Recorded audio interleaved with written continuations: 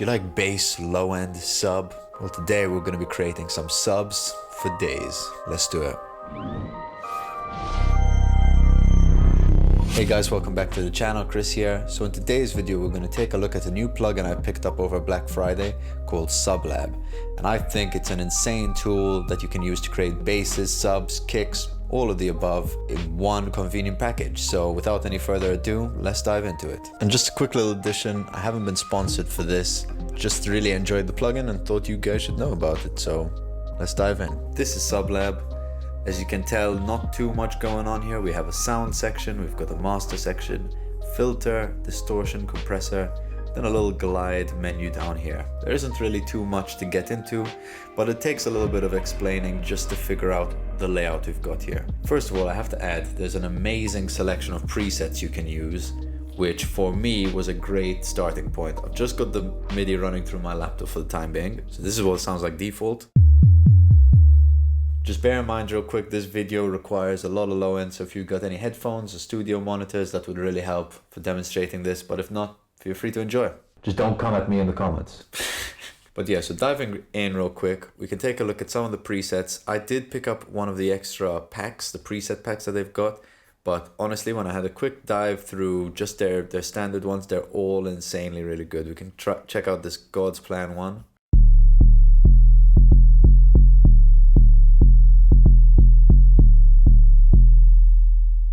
Really nice. Let's try another one. Mask off.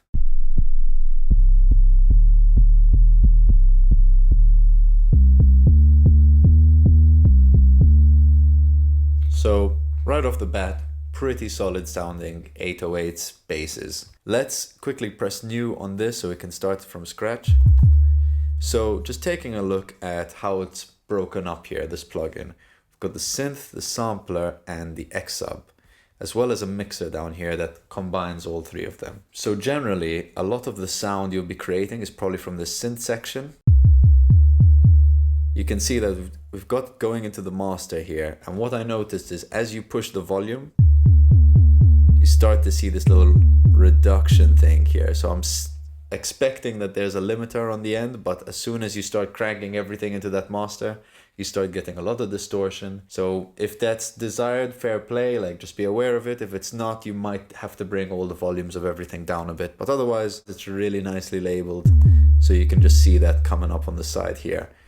But diving into the synth section, you've got your envelope here. You've got three envelopes, one for volume, one for the filter, and one for the pitch. So even though the pitch might not be super necessary, if you consider an 808, for example, the sound that click at the beginning of an 808 is the pitch starting from really high up and then coming down to the note you're reaching. So if it was slow, it would sound like this. But as soon as you speed it up,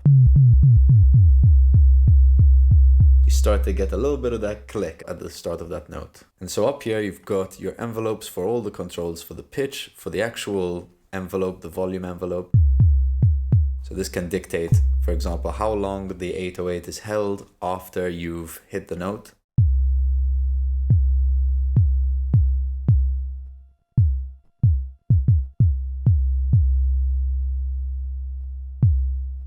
And on top of that, on all three of these, you've got an amount which just specifies how much of the envelope you actually want to use on the sound.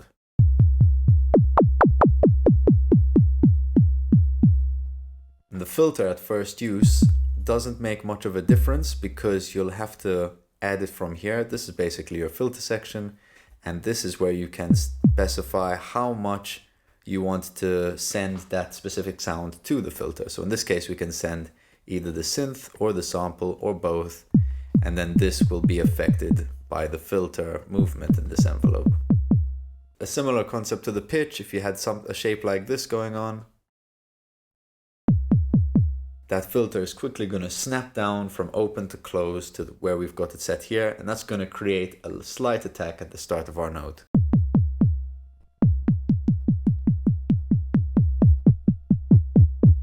So underneath all of those envelopes, you've actually got the oscillator section for the synth, where you can pick a sine, triangle, saw, or square. Pretty basic, rudimentary waves, but they're all there, easily accessible. You've got your octave and your tune. Then the different waves, set this back to default so we can hear that.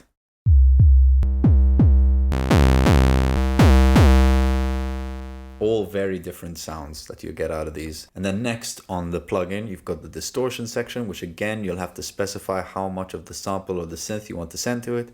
Right now we're sending nothing, but as soon as we start cranking this,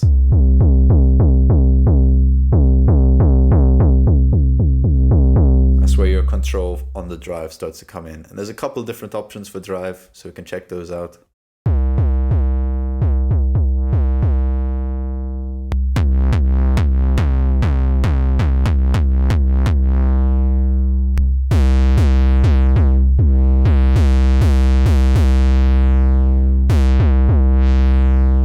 Additional filter on top of that drive here just to tone back the drive. If it's too crazy, you can pull back a bit of that high end or take out some of that low end. Lots of control there. And then lastly, you've got the compressor. And again, you'll have to specify how much you want to send. So say we're going to send all of the synth. You can hear it's gotten a bit quieter as we pull this threshold down. So we can play with the ratio, give it a bit more gain.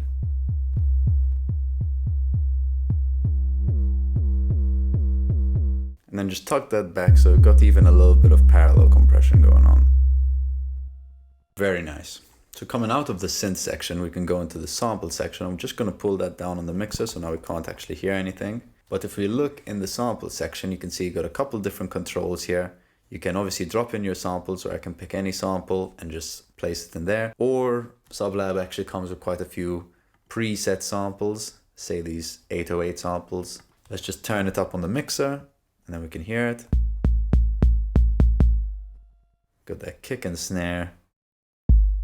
Just your classic 808 kick. A click if you need it. And then obviously there's loads of other things. I assume there's probably some of the packs that I purchased in this as well. But we can see, you know, there's plenty of nice samples. Some interesting ones in there as well that we can select. And in this case, I'm pressing different notes on the keyboard. And the note it's playing is the same. If you want that to actually track with the MIDI notes, you can press this track button. And then it will, you know, track the pitch as you're playing different notes.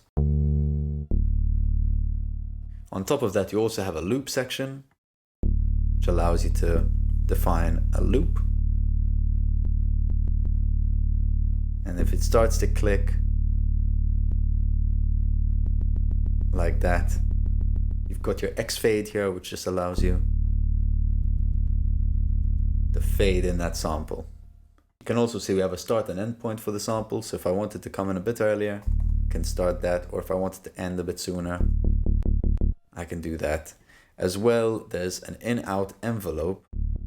So I can actually have it fade in a bit or fade out, either over a shorter time or a longer time. Underneath all of that, you can actually select the root note that your sample is at. That will change the pitch accordingly. You can fine-tune the sample. You can pick the octave that it starts at.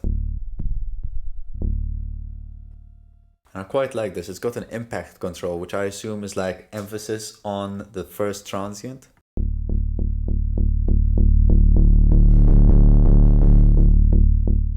That on its own really transforms the sample, which I love. And then a delay. If maybe your sample isn't lining up with your synth sound, you need it to be a bit more tight or loose, you can change it there. And lastly, it's got a filter on the end if you just want to further sculpt that sound. So moving on to the third section of the sound, we've got this X sub, which I thought was really interesting when I saw it. So this is a sub generator, but what's really fascinating is it's separated by sub and main bass, and you've got two volume sliders here. So I could just have the subs, and you can see here, even if I change the octave, going up an octave, up, down, down, the note never changes. So you constantly have a really tight sub that always lives in the same frequency range. And here's your volume control on the different sections of that. What I really like is they've got this harmonic section, which if I start it on the far right, you can see we've got a couple extra harmonics. And if I pull it to the left, then it just gives me one of the harmonics. So something like this can be really beneficial for when you're trying to get your sub to be heard on like laptop speakers or a phone, where maybe you need a really consistent bit of low end. As opposed to just having a clean sub, you can give it a bit of extra harmonics just to poke through slightly more. And so if you look at this, we can literally combine all three of these sound module sections to create a really unique bass. But again, one thing to reference that limiter that I thought I was hearing earlier, if I start to crank this, you can hear there's a little bit of drive going on. Now, whether that's, a little bit of distortion in the plugin because you're really pushing that output or whatever, I would say just tuck it back a bit and then, mix accordingly. But if you're digging that sound, hey, who am I to judge you for that? You do what you want. I'm just gonna pull that back. And now we can mix all three modules to create a bit of a more unique sub sound. So right now, we've just got a little bit of that X sub feeding in. I'm gonna tuck it back to give me just a bit more headroom. Now we can add in the synth.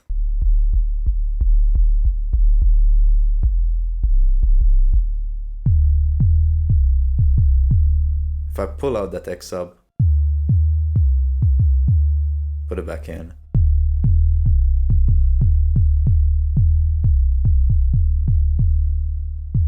So you can hear it.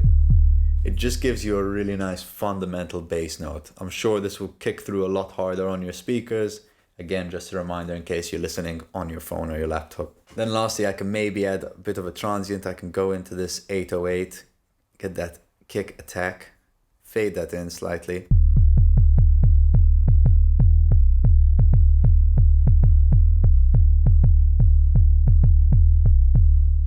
Really nice. And again, I can make use of this distortion, add a little bit of drive to that.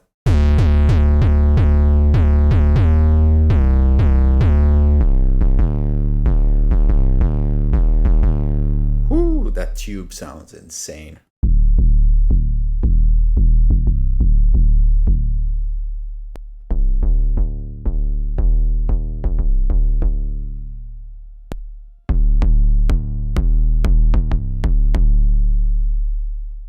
Wow. And it's really nice that they've incorporated more than just one drive that does all. They've given you a couple of options because they all sound pretty different,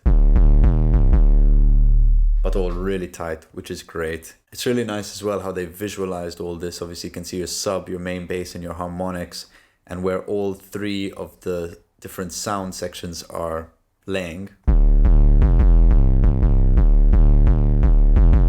So you can see that click is falling a lot higher than the fundamentals of our bass, which is quite nice.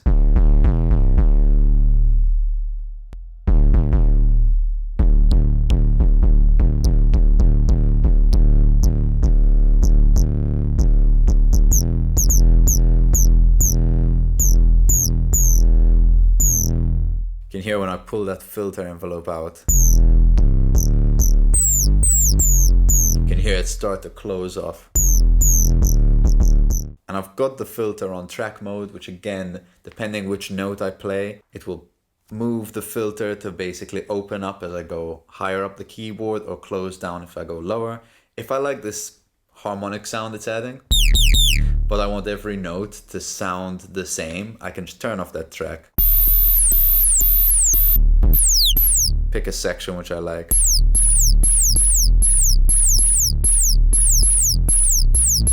And whatever note I hit, it's gonna have that same additional frequency added to it. Or I can leave the track on. And each note, depending which range I'm playing in, will sound slightly different. I mean, you can see again, right now I'm pushing that limiter really hard. So if I pull this all back, I mean, right now I've got that resonance pushed so hard that it's basically self-oscillating. So it's almost adding like an additional oscillator. And so last but not least, we've got the glide module, which here you can pick basically if you have legato turned on. So you can see it's gonna glide between the notes. I can pick how quickly I want that here. Or I can have it a lot slower.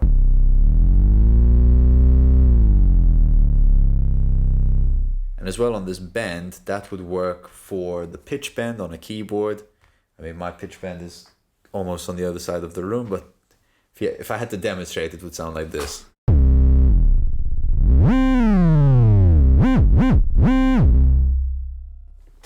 So there you go. But overall, really cool. I do like you've got this curve. If you want the slope to be slightly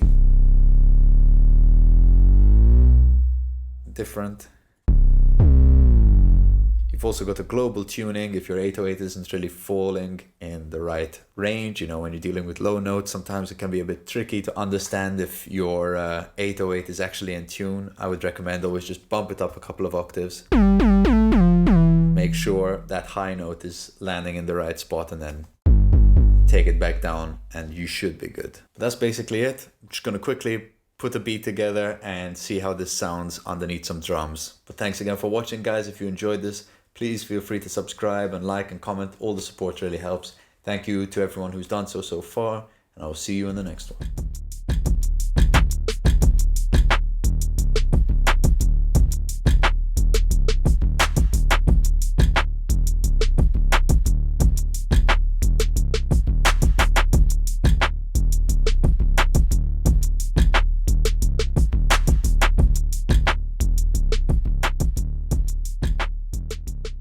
And actually, I'm just going to flick through the presets just so we can get an idea of some of the different flavors available on this plugin.